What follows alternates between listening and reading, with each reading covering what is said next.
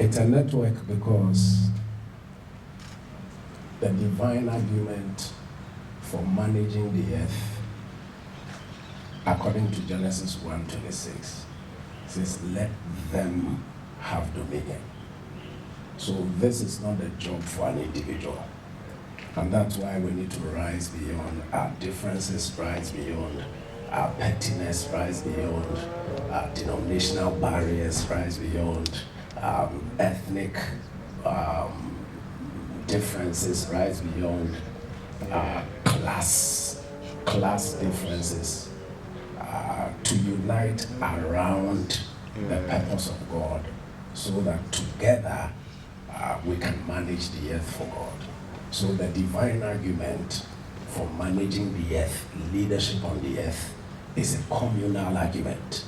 And that's why we feel very strongly burdened to set up a network that has God's kingdom agenda, God's will being done on the earth, the purpose of God being fulfilled on the earth, as a supreme pivot around which all of us can revolve. So it's big enough for all of us to revolve around.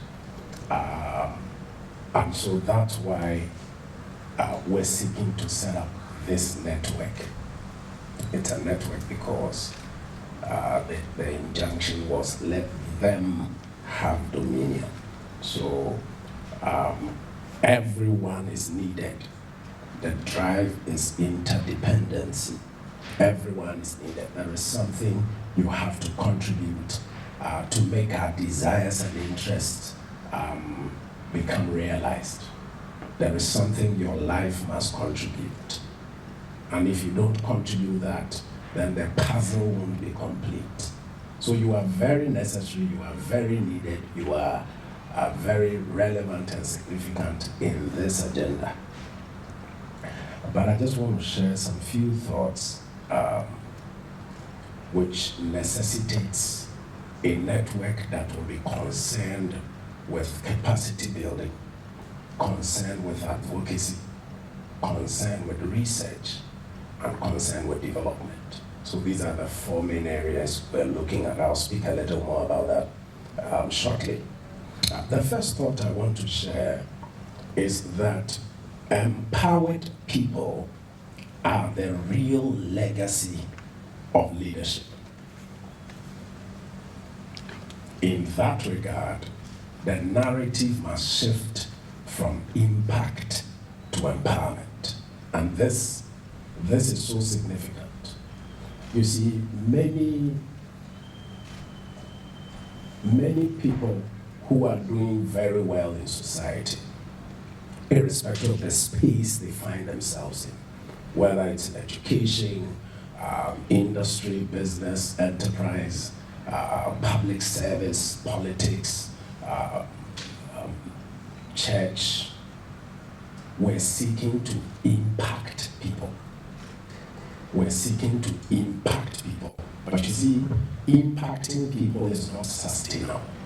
And we've done that for so many years. The narrative has always been impact, impact, impact. My life is impacting people, it's impacting people. It's wonderful, but it's not sustainable. We need to move the narrative from impact to empowerment. Because as I'm saying, the real legacy of leadership is empowered people. And if this becomes the mindset or the thinking of leadership in every space, then the people who work with you, the people who are following you, you have a divine responsibility to empower them.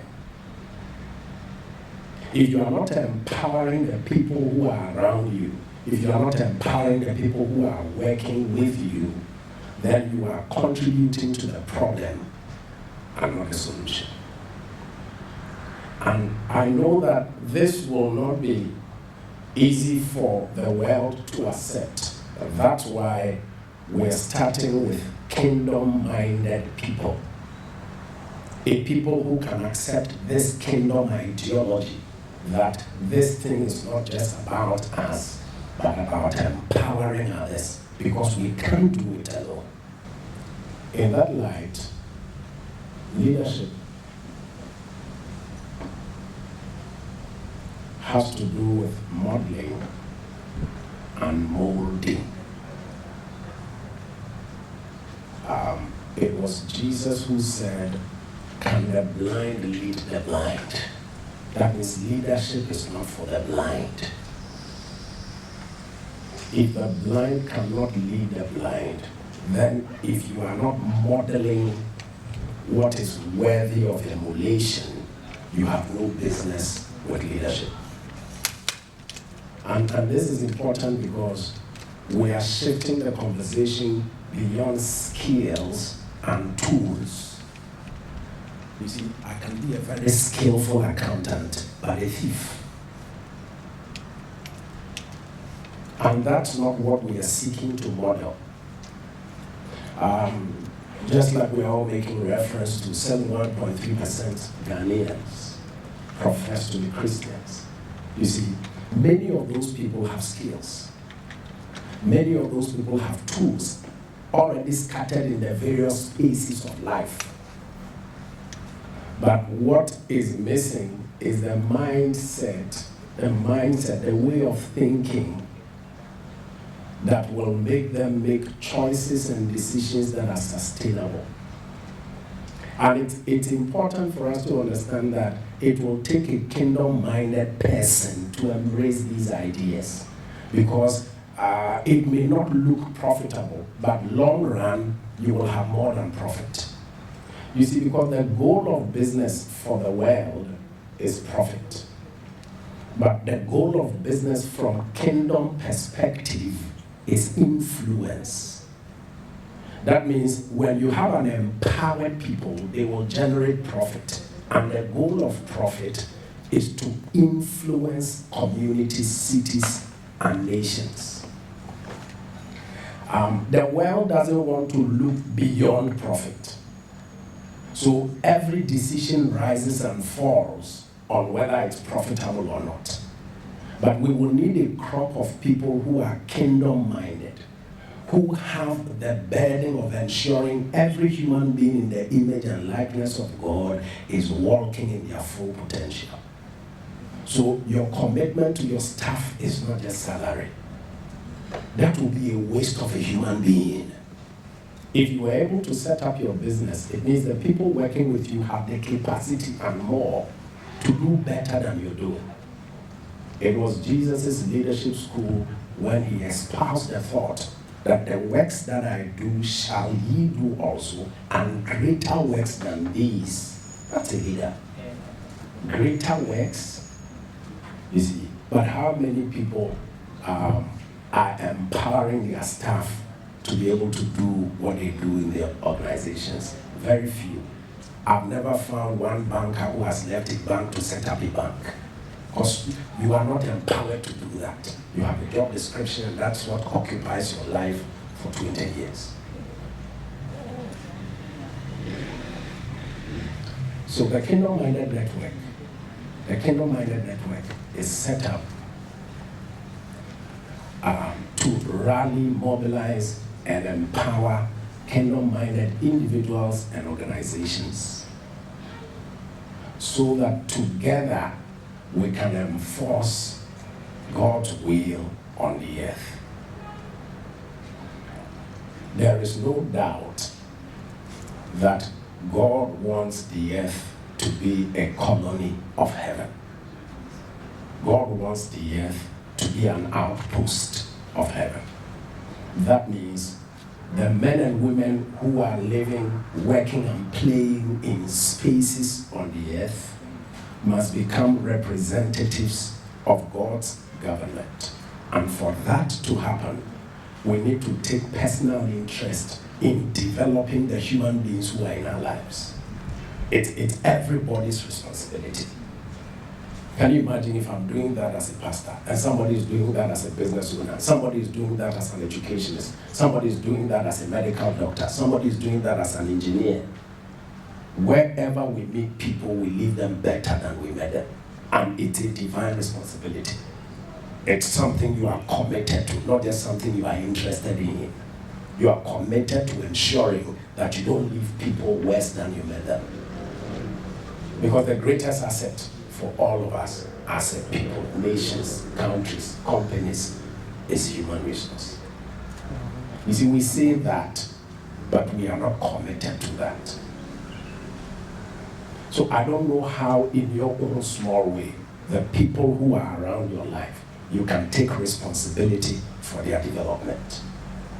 And that's why we're setting up Kingdom-Minded Network, a network of kingdom-minded individuals and organizations who are interested in influencing every space, every place, every sphere of life with God's mind, with God's counsel, with God's purpose, and with God's will. And for that to happen, we must put ourselves on a diet that makes us significantly different from our environment.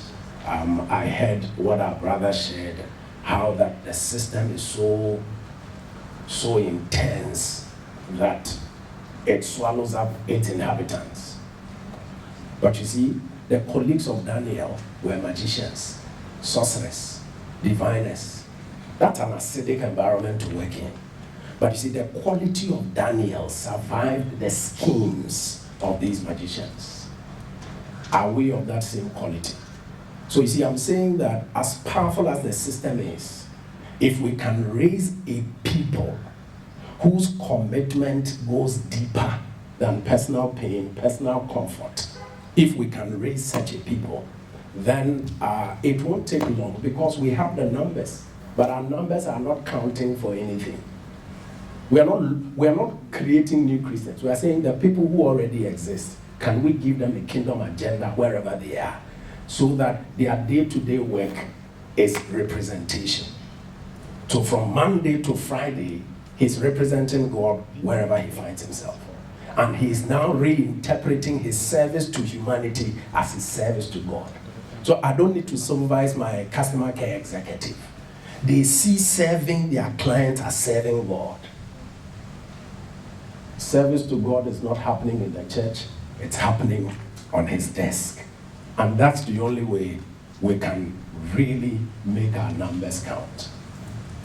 What we're seeking to do is that through the collaborations, the affiliations, the associations, the networking, the synergies we can create with like-minded individuals and organizations, we can begin at least from capacity building, delivering the mindset that can help every one of us make the changes that are required in our lives, so that we can become that quality to be able to shape the system. Every one of us having the potential to rise to become the best in field in whatever we're doing, so that we can contribute to policy that shapes the systems we work in. But if you are at the bottom, if you are an average person in your field, you can't contribute to policy that shapes the system. And so your rise to the top is fueled by kingdom and not just more money. That's what we're saying. We're saying that every one of us can make a commitment to be the best at what you're doing. And the reason why you want to be the best is to have the opportunity of contributing to policy that can change this system that is eating up people and corrupting people. We can't change it from behind. We can't change it from the floor. So we need people in politics. We need people in public service. We need people in education. And I'm saying that the people are already there. They profess to be Christians, but they have no agenda. So can we go to them and share these thoughts with them and empower them to begin to represent God in their assigned space? If we do that, then what we are complaining about becomes a huge opportunity to make a difference. I'm trusting that these few words will avert your mind to what is possible. If it's been done anywhere else, it can be done here. But you see, the people who did it were willing to literally sacrifice their lives to see the changes they were committed to, not the changes they were interested in. Many of us are interested in so many things, but they are not going to happen. Because it's not what you're interested in that happens, it's what you're committed to that happens. I'm trusting that all of us will pledge to represent God in the spaces we live, work, and play. If that can happen, then you are part of the solution and not part of the problem. And sometimes because of what you believe, you're going to start losing. But that loss is temporary. The gains will come when you begin to deliver value in this new commitment you've made. The gains will start coming. I pray that we can make that pledge to be the difference in this dark and crooked generation we find ourselves in. We are not discounting the difficulty. We are not discounting the challenge. But we are saying that we have what it takes. If we will rise to be the best versions of ourselves, we can make a difference. I thank you for your audience. I think on the back of this, we will see that this network is to be launched. Thank you.